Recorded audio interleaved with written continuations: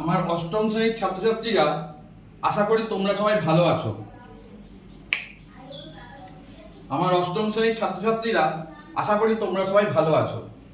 তোমাদের first unit test পরীক্ষা 1 তারিখ থেকে প্রতিটি স্কুলেই, প্রায় ওয়েস্ট বেঙ্গলের প্রতিটা স্কুলে শুরু হয়ে যাচ্ছে। তা আমি তোমাদের, যেহেতু ফার্স্ট ইউনিট টেস্টের পরীক্ষার প্রস্তুতি তোমাদের একরকম হয়ে গেছে এবং তোমরা পরীক্ষার জন্য পরের সপ্তাহে পরীক্ষা দেবে, তাই আমি ফার্স্ট ইউনিট টেস্ট পরীক্ষার পরে সেকেন্ড ইউনিট টেস্ট পরীক্ষার প্রস্তুতি হিসাবে তোমাদের আজকে ক্লাস 8 তোমরা যারা পড়ো তাদের ইতিহাস 4th অধ্যায়ের 60 পাতার পরবর্তী অংশ সম্বন্ধে কিছু প্রশ্ন আজকে তোমাদের করাবো। তার একটা প্রশ্ন হচ্ছে যে ঔপনিবেশিক অর্থনৈতিক চরিত্র, সেই ঔপনিবেশিক অর্থনৈতিক চরিত্রের একটা পার্ট, যেটা হচ্ছে একটা কোশ্চেন, খুব ইম্পর্টেন্ট কোশ্চেন। অর্থাৎ বাগিচা শিল্পের পরবর্তী যে পেজ নম্বর 61 তোমাদের রয়েছে, ঊনবিংশ শতকের দ্বিতীয় ভাগে ভারতে বৃহৎ শিল্পে ব্রিটিশ পুঁজি কোন কোন ক্ষেত্রে ব্যবহৃত হয়েছিল। তাই প্রশ্নটা আবার বলছি, ঊনবিংশ শতকের দ্বিতীয় ভাগে ভারতে বৃহৎ শিল্পে ব্রিটিশ ইস্ট ইন্ডিয়া কোম্পানি বা ব্রিটিশ পুঁজি কোন কোন ক্ষেত্রে ব্যবহৃত হয়েছিল। দ্বিতীয় কোশ্চেন, ব্রিটিশরা কেন মূলধন বিনিয়োগে উৎসাহী হয়েছিল। অর্থাৎ দেখো, তোমাদের এই যে পেজটা রয়েছে, তোমাদের দেখাচ্ছি এই পেজটা থেকে তোমাদেরকে পড়াচ্ছি এখন। অর্থাৎ পেজ নম্বর 60 থেকে পেজ নম্বর 61 তোমাদের টেক্সট বইয়ের। দেখো, তোমাদের প্রশ্নের আকারে পড়িয়ে দিচ্ছি, তোমরা আশা করি বুঝতে পারবে। সেকেন্ড ইউনিট টেস্টের পরে তোমাদের পড়তে সুবিধা হবে।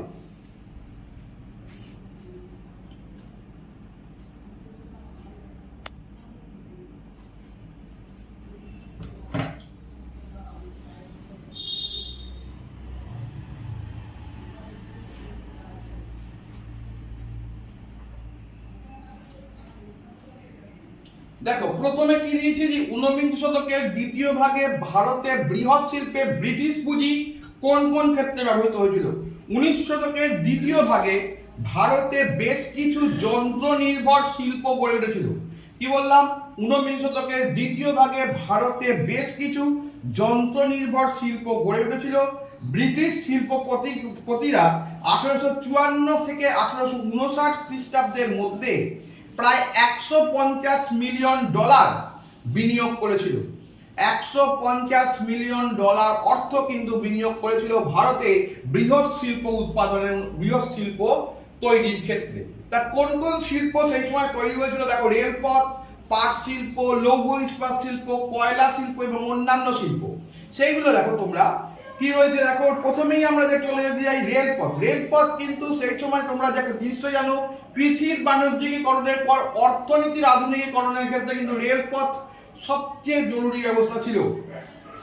ব্রিটিশ পুঁজির লাভজনক ক্ষেত্র ছিল এই রেলপথ।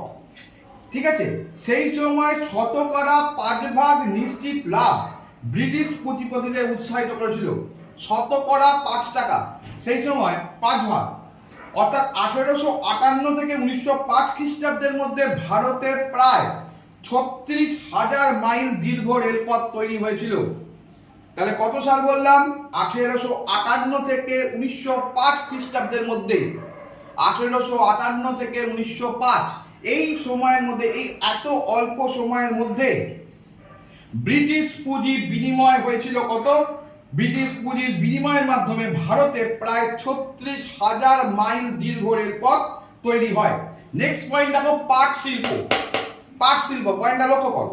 তাই পাট শিল্প কি বলছে? 1870-এর দশকে বিশ্ববাজারে পাটজাত পণ্যের চাহিদা বৃদ্ধি পেয়েছিল। পাটজাত পণ্যের চাহিদা বেড়ে যায়।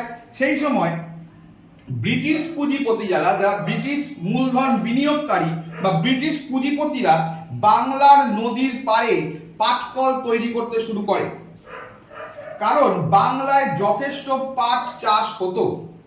1855 খ্রিস্টাব্দে তোমরা জানো, হয় বা পড়বে, টেক্সট বই থেকে পড়বে, যে 1855 খ্রিস্টাব্দে হুগলি নদীর তীরে রিসরাতে জর্জ অকল্যান্ড প্রথম পাটকল স্থাপন করেছিলেন।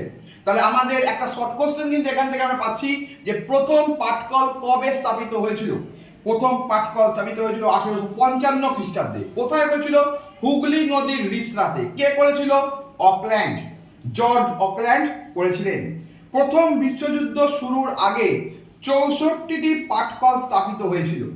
তাহলে 64টি পাটকল স্থাপিত হয়েছিল। তাহলে তোমরা পাটকলটা কিন্তু খুব ইম্পর্টেন্ট, বুঝতে পারলে? তাহলে কবে থেকে শুরু হলো? 1870 খ্রিস্টাব্দে বিশ্ববাজারে পাটকল পাটজাত পণ্যের চাহিদা বৃদ্ধি পেল। সেই সময় 1855 খ্রিস্টাব্দে হুগলি নদীর তীরে রিসরাতে জর্জ অকল্যান্ড প্রথম পাটকল স্থাপন করেছিলেন। তারপর প্রথম বিশ্বযুদ্ধ শুরুর আগে 64টি পাটকল স্থাপিত হয়।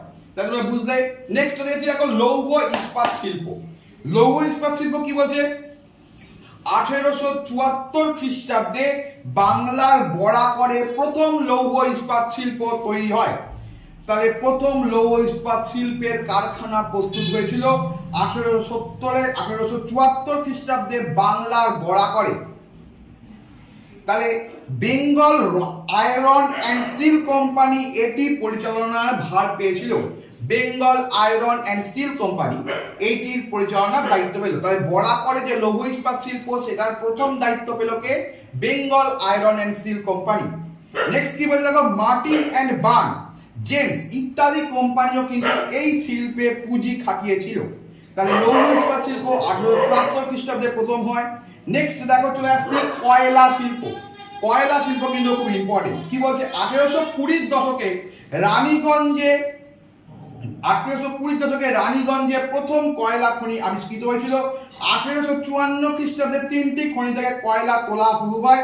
কয়লা খনি কিন্তু অধিকাংশই পাওয়া যেত বাংলা এবং বিহার অঞ্চলে।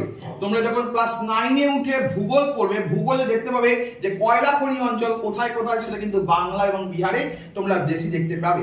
নেক্সট চলে আসে দেখো অন্যান্য শিল্প।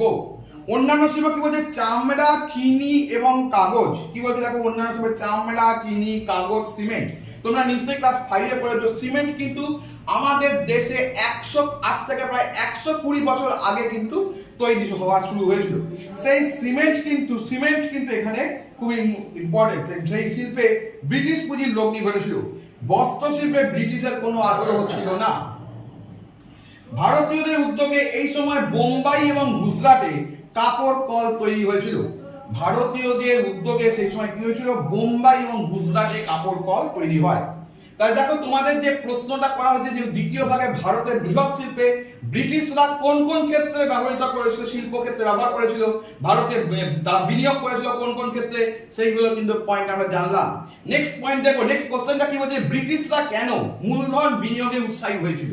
তাহলে নেক্সট প্রশ্নটার উত্তর আমরা এবার দেখব। দেখো এই প্রশ্নটার উত্তরে কি বলছে যে ভারতে ব্রিটিশ পুঁজি বিনিয়োগের অন্যতম কারণ কি?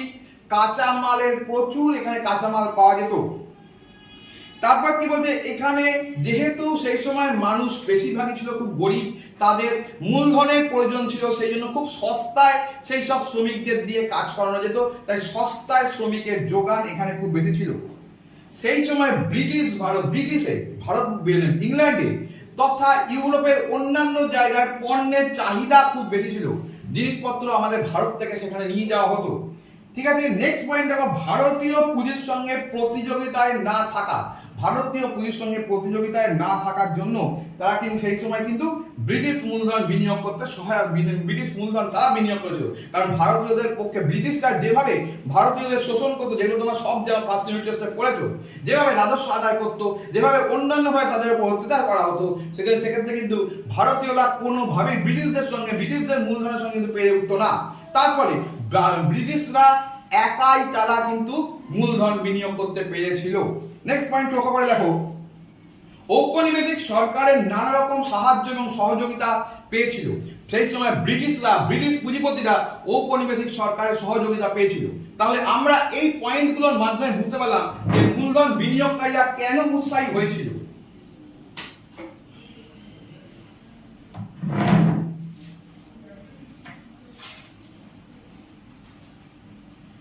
তাহলে ব্রিটিশরা কেন মূলধন বিনিয়োগে উৎসাহী হয়েছিল সেই পয়েন্টটা কিন্তু আমরা বুঝতে পারলাম। তাহলে এইবার তোমাদের মধ্যে যদি কোনো প্রশ্ন থাকে তোমরা কমেন্টের মাধ্যমে আমাকে জানাও, আমি তোমাদের উত্তর দেওয়ার চেষ্টা করব। আর যদি তোমাদের ভালো লেগে থাকে তাহলে লাইক, শেয়ার, কমেন্টস এবং সাবস্ক্রাইব করো এবং পাশে থাকা বেল আইকনটা প্রেস করে দাও, তবে যখনই আমার নতুন ভিডিও আপলোড করব সাথে সাথে তোমাদের নোটিফিকেশনে চলে যাবে। আজ তাহলে এই বলে শেষ করছি, নমস্কার, তোমরা ভালো থেকো, তোমরা ভালো করে পরীক্ষা দাও, এটাই আমি চাই।